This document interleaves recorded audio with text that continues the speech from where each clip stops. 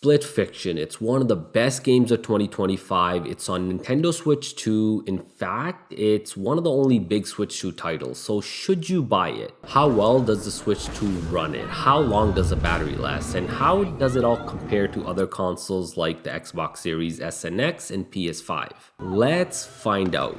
I know I'm super late with covering this game, so I'll get straight to the point. The game's 69 gigabytes on Nintendo Switch 2. That's slightly smaller than Xbox and PS5, but not by much. 85 gigabytes on Xbox and 79 gigabytes on PS5. I did test out the battery life on the Switch 2. Settings are the same as all my other tests: medium brightness, medium sound, and I am connected to Nintendo Online. With the battery at 100%, let's get this test started.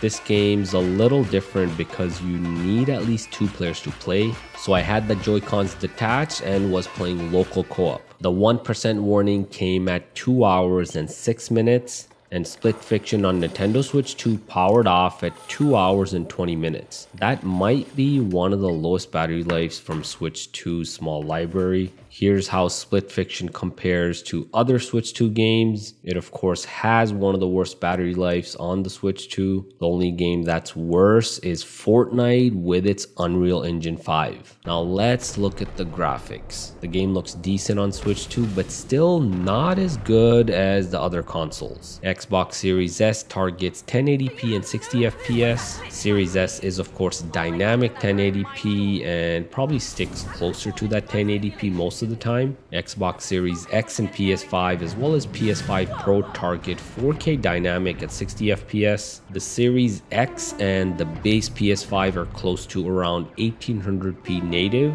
and then upscale to 4K. This game is PS5 Pro enhanced, and thus the more powerful PS5 Pro runs it at the best quality, highest possible resolution, 4K and 60 FPS. Nintendo Switch 2's similar resolution and detail to the Xbox Series S. Switch 2 targets 1080p. It is of course dynamic, so the native's just above 900p on average. I would say it's a little bit lower than the Series S. What sucks here though is of course the FPS on the Switch 2. FPS performance is the worst on the Nintendo Switch 2. It's locked to 30 FPS. So yeah, no 60 FPS. That might be a deal breaker for some. Sure, the game's still playable, but if you play it on Xbox or PlayStation and then immediately kind of switch to Switch 2, kind of going back to back, you'll clearly notice the difference and that 60 FPS advantage. All the other consoles except for the Switch 2, including the Series S, are 60 FPS, and Switch 2 does stick to 30 FPS most of the time, but there are some drops at times. Xbox Series S, Series X, PS5, PS5 Pro, they stay locked at 60 FPS most of the time, with just minor single frame drops in some rare cases. Overall, the performance is good on all consoles and nothing game breaking. This game does have cross-platform play. You can also share the Friends Pass across multiple platforms. So if you have a buddy that has the game on a different platform, let's say for example PlayStation, you can still use their Friends Pass on Switch 2 to play with them. This is a good game and I do recommend it on the Switch 2. Sure, it's not 60 FPS, but having the ability to play it portably on the go is a bonus compared to Xbox Series SX and PS5 consoles. For the rest of the video, check out some more side-by-side gameplay with that FPS counter shown.